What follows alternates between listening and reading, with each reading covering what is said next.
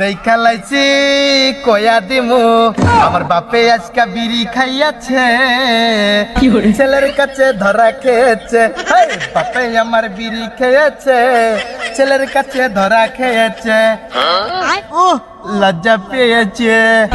আবার আর কি করেন আপনি এখানে? বসে আছি, রোজা রমজানের দিন না, একটা আলো বাতাস খাইতেছি। ও আচ্ছা, আলো বাতাস খাইতেছেন এখানে? আপনি দাঁড়ান তো। হাতে কিছু নেই। ও আমি তো জিজ্ঞেস করিনি আব্বাজান আপনার হাতে কিছু আছে কিনা, তাহলে একটু তল্লাশি করি। আব্বাজান এটা কি? এটা বিড়ি। আরে এটাতে বিড়ি, এটা তো আমিও জানি, কিন্তু আপনি খাচ্ছেন কেন? বুইরা বয়সে ভীমরতি, জঙ্গলে এসে আপনি চুপি চুপি বিড়ি খাচ্ছেন।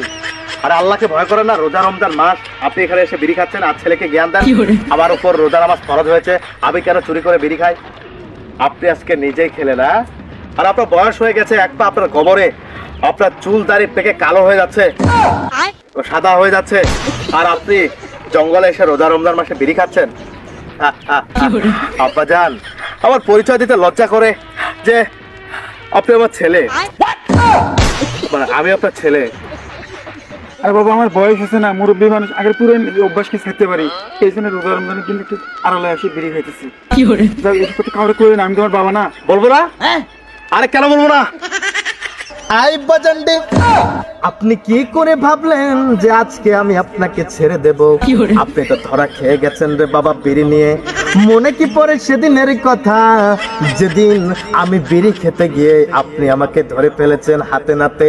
আপনি সেদিন এসে আমাকে বলেছেন তোমার মতো একটা দামড়া ছেলের উপর রোজা ফরজ হয়ে গেছে, কিন্তু তুমি রোজার দিনে এভাবে জঙ্গলের চিপায় এসে বিড়ি খাও রে বাবা। আমাকে নাকি আপনার পরিচয় দিতে লজ্জা করে যে আপনি আমার বাবা। এখন যদি আমি সেম কথাটাই বলি, আমারও পরিচয় দিতে লজ্জা হয়। আপনি আমার বাবা, এটা এখন থেকে আমি ভুলে যাব আব্বাজান।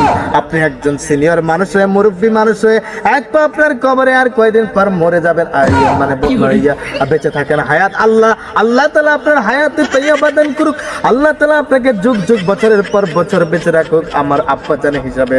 আব্বাজান এটা বলছি না, কিন্তু আপনি আমাকে এই যে জ্ঞানটা দিয়ে ঠিক করেন নাই। যে কাজ নিজে করতে পারবেন না, যে কাজ নিজে মানতে পারবেন না, সে কাজে কখনো অন্যকে জ্ঞান দিতে আসবেন না।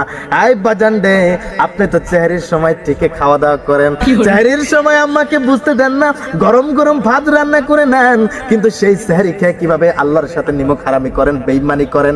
দিনের বেলা হয়েছে, জঙ্গলে আসছেন, চিপাই চাপাই এসে লোক জনের আড়ালে এসে বিড়িতে ধুমছে টান